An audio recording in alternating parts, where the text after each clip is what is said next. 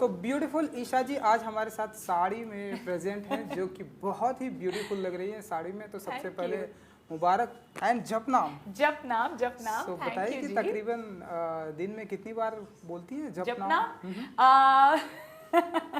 अभी फिलहाल कुछ दिनों से ज़्यादा ही बोल रही हूँ जपनाम, क्योंकि शो रिलीज़ हुआ है कल हमारा आश्रम, एंड साड़ी का जो आप लोग देख रहे हैं थैंक्स टू आश्रम कि एक ऐसा शो मुझे करने को मिला जहाँ जन्नत के बाद कोई लुक नहीं मिला था ऐसा, तो I got to at least play with it and थोड़ा कुछ अलग दिखाने को मिला। बिल्कुल बिल्कुल।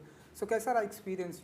मुझे तो ऐसा फील होता है कि आई थिंक आश्रम का फर्स्ट पार्ट से ही ईशा जी को इसका पार्ट होना चाहिए। Thank you. वो तो खैर आपकी और मेरी दोस्ती भी है तो आप हमेशा ऐसा सोचेंगे, वो आपका प्यार है, थैंक यू। बट बहुत अच्छा रहा। I think I was very happy and lucky कि मैं भी ये चाहती थी कि पहले सीजन से मैं होती, मगर ये भी खुशकिस्मती है कि देखिए पहले 2 सीजन जब आए भी किसी को पता भी नहीं था कि आए हैं आश्रम, बट लॉकडाउन में उसका वर्ड ऑफ माउथ इतना हुआ, सबने बोला कितनी अच्छी सीरीज है। मैंने भी ऐसी देखी, आपको सच बताऊं, मैं अरे देखूं तो क्या है ना, I was like wow what a series. Unfortunately पहले 2 में नहीं थी, बट फॉर्चुनेटली प्रकाश सर ने देखा कहीं कि कहाँ जो कैरेक्टर है सोनिया को ऐड कर सकते हैं, बिकॉज एक ही नया कैरेक्टर है जो अब आया है नेक्स्ट सीजन्स में, वो है मेरा कैरेक्टर सोनिया का। सो आश्रम सीजन 3 में अप्रिशिएट बहुत ही किया जा रहा है क्योंकि आई थिंक आपकी एंट्री है जी, सोनिया जी की एंट्री है, इसलिए अच्छा है, इस वजह से किया जा रहा है ज़्यादा अप्रिशिएट। मगर देखिए आश्रम एक ऑलरेडी एक अपने आप में एंटिटी है। प्रकाश झा है, बॉबी देओल एंड बॉबी देओल की मतलब एक अलग ही एंट्री आई है इसमें लाइफ में। उनके बिना आश्रम दिखता नहीं है मुझे होते हुए, एंड थैंक गॉड कि मुझे एक एक कैरेक्टर ऐड हो पाया, क्योंकि एक चाहिए था सोनिया जैसे आई है, सोनिया चाहिए थी कुछ मिर्च मसाला लाने, अपनी कुछ और ही वो तरकीब, अपनी कुछ और ही वो प्लानिंग कर रही है, एंड एक और ग्रे कैरेक्टर ऐड हो गया स्टोरी में ना, ताकि स्टोरी भी, क्योंकि सीरीज का क्या होता है आपको कुछ ना कुछ नया लाना पड़ता है हमेशा ताकि स्टैग्नेंट ना हो जाए। तो आई एम रियली ग्लैड कि वो नया तड़का मैं लाई हूँ इस बार। बिल्कुल। एंड वहाँ भी मैंने आपको देखा साड़ी में आपकी एंट्री हुई है, लाइक सो हम ऐसा माने कि साड़ी पहनने की काफी तैयारियां कर रही है। मैं आपको सच बताऊं, साड़ी अगर मुझे, जब मैं तो चाहती थी हमेशा से साड़ी में रोल मिले। पहले प्रकाश सर ने एक्चुअली जब हमने लास्ट ईयर समर में फिटिंग्स की थी तब किसी को पता नहीं था, सेकेंड लॉकडाउन से पहले की बात कर रही हूँ, किसी को अंदाजा नहीं था कि दूसरा वाला भी होगा और इतना बुरा। तब लुक बहुत अलग था। सोनिया का कैरेक्टर तब जैसे और लड़कियों का है वैसा सा था, थोड़ी कैरेक्टर भी उसका ये ग्रे कैरेक्टर नहीं था। प्रकाश सर के पास बहुत टाइम था जब सेकेंड लॉकडाउन हुआ कि उन्होंने कैरेक्टर थोड़ा बदल दिया, तो हमारी फिटिंग्स भी थोड़ी चेंज हुई, और जो ये हॉट लुक था साड़ी का वो हुआ। और मैं तो हमेशा सर को बोलती हूँ, आप बिलीव नहीं करेंगे, मैं यूरोप में भी होती हूँ, कितनी बार मैं बस अपनी कॉटन की साड़ी पहन के स्पोर्ट्स शूज के साथ दिन में निकल जाती हूँ, एंड जब जाती हूँ नो मेकअप नथिंग, कुछ नहीं करके लोग ऐसे ही पागल हो जाते हैं सड़क पे, because for them Indian beauty is something else. I तो लव, मतलब आप कितना भी बोले साड़ी में आई रोम अराउंड। बिल्कुल बिल्कुल।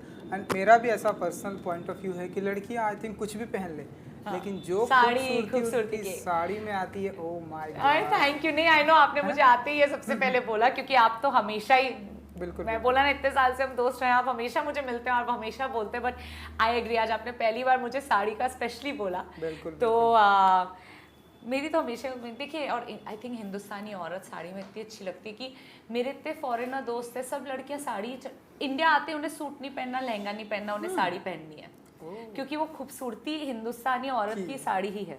बिल्कुल। और जो बहुत सारे राज मेरे पास है, आई डोंट नो लोगों को पता है कि नहीं, कि आपको तो बहुत सारे बच्चे भी चाहिए, तो उसकी बातें करनी है आप बताइए। आई डोंट नो, अगर देखिए, अगर मैं टाइम से शादी कर लेती, चाहे वो मैं काफ़ी ज़्यादा बच्चे करने की इच्छा में थी, चाहे वो मिक्स एंड मैच होते कि खुद से कर लिए, अडॉप्ट कर लिए, सरोगेसी, बिकॉज बच्चे होते हैं। मुझे मतलब जब तक बच्चे को घर मिल रहा है, अच्छी अपब्रिंगिंग मिल रही है, अब वो आपका होता है। जैसे आप जब पेट भी लेते हैं, हम तो पैदा नहीं करते, मगर वो आप मेरे लिए वही बच्चे हैं मेरे, तो वो सेम हो जाता है। बट इट्स जस्ट अब लेट हो गई, वरना मैं तब भी चाहूँगी कि एटलीस्ट 3-4 बच्चे मिनिमम। वो बोलिए, मेरा ठीक हमेशा, मुझे बच्चों का हमेशा से शौक रहा बिल्कुल, है। बिल्कुल। मैं किसी को मिलती भी और कोई मुझे बताता है यार ये मेरा भी बच्चा हो, मैं सबसे, वो क्या बोलेंगे, मैं खुद बोलती हूँ प्लीज पिक्चर दिखा दो। तो वो कुछ कुछ को होता है ना, वो हमेशा से रहा है मुझे कि शादी बच्चे, अब वो जब होगा वो तब का तब देखेंगे। बिल्कुल, आई विश कि जल्दी होगा एंड आई विश कि आपके पास पूरी इंडियन क्रिकेट टीम होगी। वो तो नहीं हो, बट आई विश कि पहले शादी हो जाए फिर बच्चे हाँ, पे आ हाँ, जाए। बिल्कुल, बिल्कुल, बिल्कुल, बिल्कुल। तो आई रियली होप भगवान पहले शादी कर दे। बिल्कुल। तो चलिए हम अपने आश्रम 3 पे आते हैं। जब जी। मैंने प्रकाश जी से बात की, उन्होंने भी ऐसा कहा, ऐसा कहीं ना कहीं माना कि यार मुझसे ऐसे गलती हो गई। फर्स्ट पार्ट से मुझे ईशा जी को कहीं जी। ना कहीं रखना चाहिए था। जी। तो ऐसे डायरेक्टर का जब ऐसे कमेंट्स जी। आता है तो क्या फील करती हैं ईशा जी? बहुत अच्छा लगता है। बस अब आपने बोला, अलग बात यह है कि मैं प्रकाश सर को फ़ोन करके बोलूँगी क्यों नहीं लिया आपने क्यों मुझे। नहीं लिया? नहीं, मगर देखिए जब मैंने आपको बोला, जब पहले तो पार्ट देखे तो मुझे खुद से लगा हाय, आई विश प्रकाश सर ने ये शूट किया, मुझे ऐसे शो के लिए क्यों नहीं बुलाया, किसी कुछ मुझे दे देते करने के लिए। और जब सर ने मुझे एक्चुअली कॉल किया ना, लाइक सर मैं आपको बताऊं, मैंने शो देख कर ही सोचा आप मेरे बारे में क्यों नहीं सोचते। बट सर ने वही बोला कि बेटा इस सीजन में जो ये कैरेक्टर, उन्होंने मुझे बोला बेटा छोटा सा कैरेक्टर है, मैं तो सोच भी नहीं रहा था मतलब कि तुम करोगे, मगर मैं तब भी सोचता हूँ कि तुम सोनिया कर पाओगे, तुम सूट करोगे, तुम करोगे क्या। और मैंने सर को छुपते बोला सर सब छोड़ो, हमें कुछ और बात करनी नहीं है, आपको अगर लगता है fit in Sonia, I want to be a part of Aashram, जो मैं अभी तक कल परसों भी मैं ये बोल रही थी कि छोटे वे में भी to be a part of a big project, it adds value to you and you are also happy कि आप एक अच्छे प्रोजेक्ट से जुड़े। Aashram for me was that, it was literally, Prakash sir ने कॉल किया, पहले कास्टिंग डायरेक्टर ने कॉल किया कि listen I gave your name but Prakash sir के दिमाग में कोई और है you know for this role because of the length of the role. And मैंने तब प्रकाश सर को खुद कॉल किया, लाइक आप क्यों नहीं सोच रहे मेरे बारे में, एंड ही इज लाइक नहीं ये, I said sir I want to be a part of, you know, Ashram, and that's how I entered Ashram, and I'm so happy कि मैं लड़ी इस रोल के लिए। बिल्कुल। एंड आश्रम 3 अब हमारा बदनाम आश्रम हो चुका है, उसके हम सभी आई थिंक पार्ट हैं, आप भी पार्ट हैं। जी। बॉबी जी से मैंने बात की, उन्होंने भी, वो भी बहुत ही एक्साइटेड थे कि ईशा जी की एंट्री हुई है। तो आप बताइए कि उनके साथ का कैसा रहा एक्सपीरियंस विद बॉबी देओल? बहुत अच्छे हैं and you know Bobby Deol को देख के आई थिंक सबको प्यार था उनसे सेट पे।